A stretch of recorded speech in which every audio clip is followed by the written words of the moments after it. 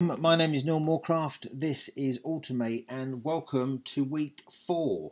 So yeah, by this stage you should have the basis, the bones, the framework of your new online presence, and this week we're going to start deploying that, and we're going to start off by looking at your opt-in welcome series. So this is where we're going to dive back into ActiveCampaign. We're going to look at our funnel again. We're going to make sure we're clear on our strategy, and then I'm going to show you how to craft that welcome series initially, how to connect it, and what that should contain, and then we'll move swiftly on through this module. So at the end of this week you're going to have a live working environment up, ready to go, and start driving traffic to before we sort of test it and fully execute it. So without further ado, let's dive into our Asana workspace, and you just want to make sure that you're doing the right things in the right order here.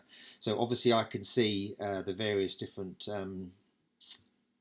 project tasks here, but you'll note that all of mine here are ticked in order, and if I go into some of these others, for example, that's not necessarily the case. You really want to make sure that you've ticked off literally everything in week 2 before you start week 3, everything in week 3 before you start week 4, because there is a reason for that. You know, that we will be coming back and forth. You may have noticed this already. We're going to jump around a little bit. We're going to come back to the SEO. We're going to come back to the content strategy, but it's really important that you get the task done in the right order, so that when we do get to this stage, it kind of makes sense. And this will show you what I mean. So if we have a look at Google, and I just type in this search phrase, Unified Communications Technology, which of course is the keyword that we're going for, and then just the company name on the end, and do a search, what that should do, and I think it does, is gives us that listing right at the very top there. Now what that means is Google is picking up the website that we've done. It's picking up the keywords. That's fine. I don't expect that if I took that out to get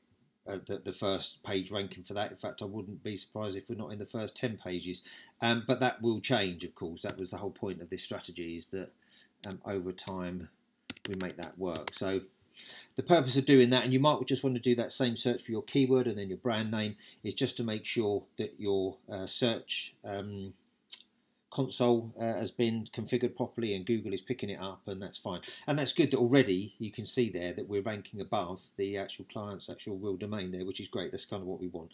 And as I say, because of the Noam strategy that we took, you can start to see that we're actually all over this first page, all over the second page, on and on. And that same thing ultimately will happen for that search term, or at least that's the plan. So that's good. So we can take a look at our site now. And this is going to look slightly different, I guess, to when you last saw it. I spent a bit of time branding this and making sure that the call to action was clear, and making sure that the main content was above the fold. This crease here effectively is what we call the fold, so that the user doesn't have to take a lot of action initially. I've also integrated this web chat, which is part of the ActiveCampaign. It is an add-on. It's called Conversations, and I think it's maybe $20 a month or something. Now normally I wouldn't bother with this because Facebook plugin is perfectly acceptable, but obviously you've got to be using Facebook as a platform, and with this particular client we're looking at LinkedIn, so that Facebook plugin wasn't really suitable, so I went off and installed that. But that's pretty easy to do. That's just going into the back end, installing the plugin, and then connecting the two things together, and spending a bit of time just branding that so that it looks good. So yeah, this is the main call to action that we've got. The page has now been fully looked over and checked and SEO'd and all the rest of it, and I'm pretty happy with all of that. Bit of a long load time on that. I might just look at why that took a time to load. That might be this image, and we might be able to compress that. In fact, we will compress that at the end, but ultimately that's looking pretty good. I did also put another secondary call to action, which was this link here, or in fact if the user goes to exit. So we won't see that exit intent because I've set a timer on it, but effectively that will pop up on exit intent. And that is really where I'm going to connect the initial welcome series. So to make this look and feel a little bit more easy for you to digest, because I say when you click this claim your audit, that's going to take us through a process, and you know, this effectively now is the funnel. I want to dive back in quickly and show you what I've done in the Guru funnel builder. because initially when I showed you this, I wasn't quite sure whether or not I was going to use the quiz and that kind of stuff. So I spent a bit more time on to put this together, so I'm now going to talk you through it. So this is effectively our home page, and in Guru you can actually pull that image in as I've done there. You can do that for the rest of it, but actually for the purposes of demonstration it's easier for me to use these pre-built sort of icons. But the traffic campaign is directly from Google Ads, and we're going to cover that in this week as well. They're already set up straight to the landing page. This is then the chat bot, which then allows me to communicate with the clients via email and or via chat. The exit intent is the pop-up, which is the smart guide, which is our lead magnet, and that's going to have a series of emails connected to it. And then once they go through this process, there's a thank you page and a quiz and that kind of stuff. But as I say, it's probably easier to visualize it like this. But really, what we want to do at this stage, what we're concentrating on, is drafting our initial email series.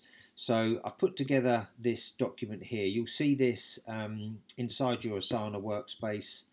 So let me just show you where that will be contained.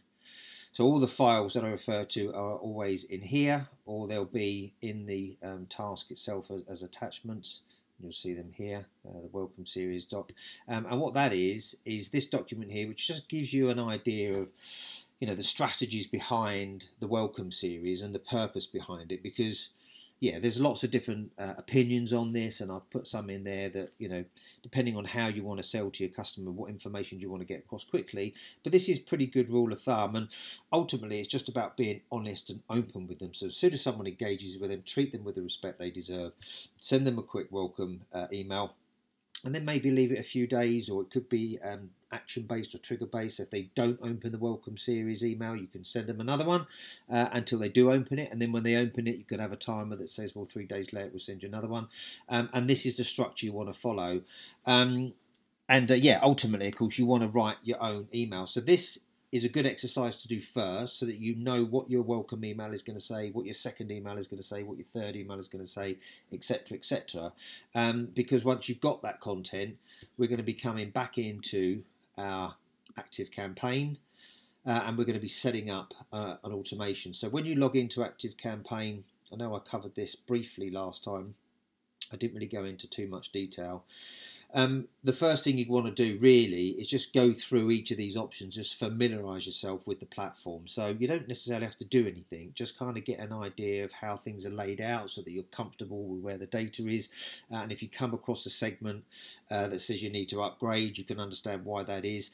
As I say, at the moment you wouldn't need to upgrade, you've definitely got the right plan. We only need it for the main automation. But things like lead scoring and tags and that kind of stuff will become more relevant later on. So you don't need to do a lot with this initially, but as I say, familiarise yourself with it. And what we're going to focus on, of course, is creating that initial automation. So you can come down here into automations,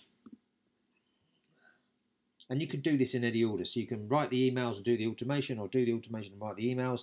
And then as long as ultimately you connect all of it together, it doesn't really make any difference. So I've just created this automation 1, just as a starting point. And we can click in there and then have a look at the logic that's going to mirror the sales funnel that we've built. So again, when this pops up on screen, that'll make a bit more sense what I've just said there.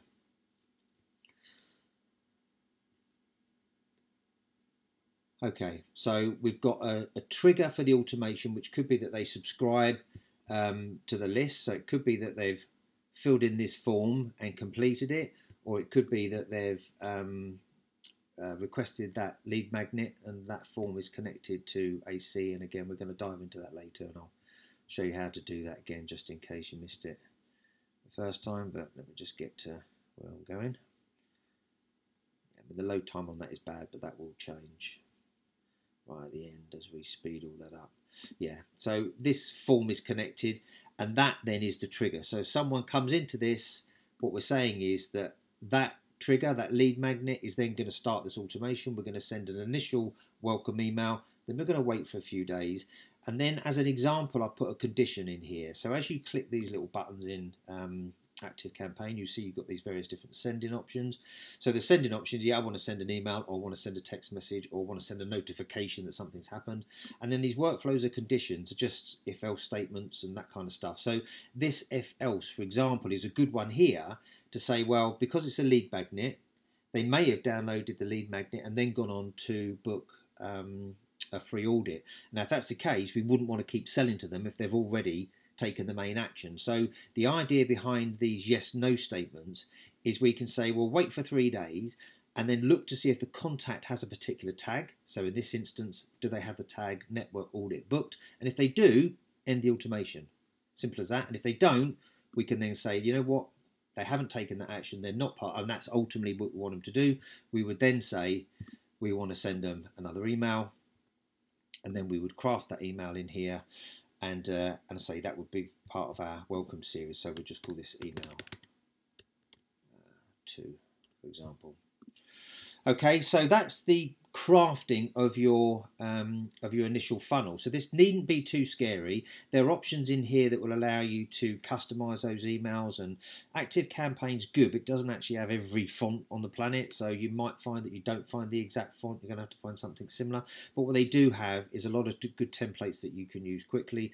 Oh, of course, once you've done an initial campaign, it will save that in here and you can just use that campaign again next time round. But that's pretty straightforward. As I say, building that initial automation is not the hard part. It's a question of understanding the logic behind the email 1, 2, 3 and 4, thinking about, well, when do I want to send the first email? When do I want to second the email? When do I want to sell the third email? As an example, when we get down here and we talk about a review, well, we don't want to do that, of course, until someone has already become a customer. So again, in that logic, we're going to say, wait to see that a tag has been added, and when the tag customer has been added, then instantly we carry on with that sequence and would ask for the review. So although I know that can look scary to a lot of people, it really isn't that hard.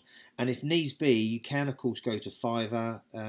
ActiveCampaign as well have lots of pre-built templates, so you could just install a template, and that's fairly easy to do. But I wouldn't recommend you do that, because what's more important is understanding the flow of that customer journey that you've created. So, you know, whatever site you're doing now, this is your home page, this is your opt-in or your lead magnet, this is your thank you page, this is your upsell, downsell, etc., etc., depending on what you're doing. And the emails are important that they correlate with these parts here. So as I say, you know, when they initially do a lead magnet, we want to put them into that sequence. When they book an appointment, that Calendly confirmation is going to go automatically from that provider, so we don't need to have that as part of our sequence. But yeah, that's really what you want to focus on. So I say, I know that can take a bit of time, but it's important that you get that right. Now, when you come back and you have a look at your automation, you will note that when you go to initially start it, you can have one or more different triggers, and the best practice here really is to have one master list, which ActiveCampaign will set up for you by default. Have different lists for different things. So you might have a customer list, you might have a supplier list or a vendor list or whatever, so you can very easily differentiate by lists. And then once they're in the list, you're going to want to look at the various different tags that you can use, and triggers, sorry, to start that sequence. Now, I'm not going to play around with these, but I'm just going to tell you what they all are. So if someone comes in, they subscribe to a list, ActiveCampaign will pick that up and say, hey, this is a new customer, and start a sequence. Equally, when they unsubscribe from a list, when they submit a form online, and the level of granularity with ActiveCampaign is such that if they're logged in and they come back to your site, we can start seeing some really good information as to whether or not they've clicked something in an email, or whether they've visited a page on site, or whether they've gone to make a purchase and didn't. So there's lots of things in here, and you can see this Calendly meeting received is it already there, so that's an integration from them. But there's lots of things to do, and yeah, initially I don't want you to get too worried about that, because it's just about building that initial welcome series and connecting it to our lead page, and then we can start to get a little bit more sophisticated with it as time goes by. So I'm going to log in to here just quickly before I finish on this module, just to show you where and how that welcome series is connected into the page. So I've created a lead, which is part of the Thrive setup, and the form that I've got is in here.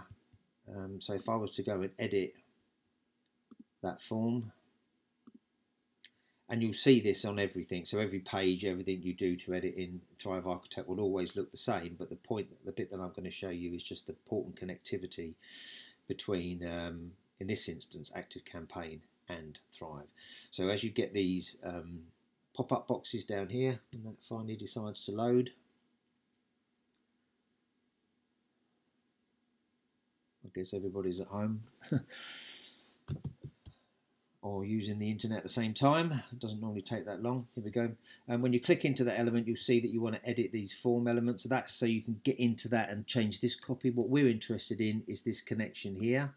And then you can see that your ActiveCampaign will already be in there, assuming you've connected that from the back end. And when you do, it will just connect it and say, yeah, master list. Then if you want to add a tag, you can type it in there. So just for clarity on that, that ActiveCampaign connection comes from the Thrive dashboard. So I'm pretty sure we covered this already, but just in case, I'll show you again quickly, and then we'll knock this module on the head, because there's a fair bit of work to do in terms of thinking about what those emails are saying and how that structure works. So no doubt you're going to have plenty to do after this. But if you go down to the dashboard and then just scroll down to API connections. So I'm pretty sure we did this last time, but I think from memory, maybe I didn't have the API key at hand. So you just go in here and then you just put this information in from your ActiveCampaign account and connect it, and that's it, it's job done. So that's it on this module. Yeah, have a good think, as I say, about the content of those emails. If you can write those emails yourself, great, go and do that. If not, you can go onto Fiverr and you can find someone that will write a 3 or 5 or 7 part email sequence, and the whole purpose of that sequence is to drive people back to the main call to action. So as I say, their main call to action on this example is the free audit. That doesn't need a sequence, because as soon as we've done that, that's effectively converted that lead into a prospect. But the leads coming through are going to be from the lead magnet, and we're going to have that series of emails going out probably over about 10 days or something to try and push them back to take action. So do that, and I will see you in the next module.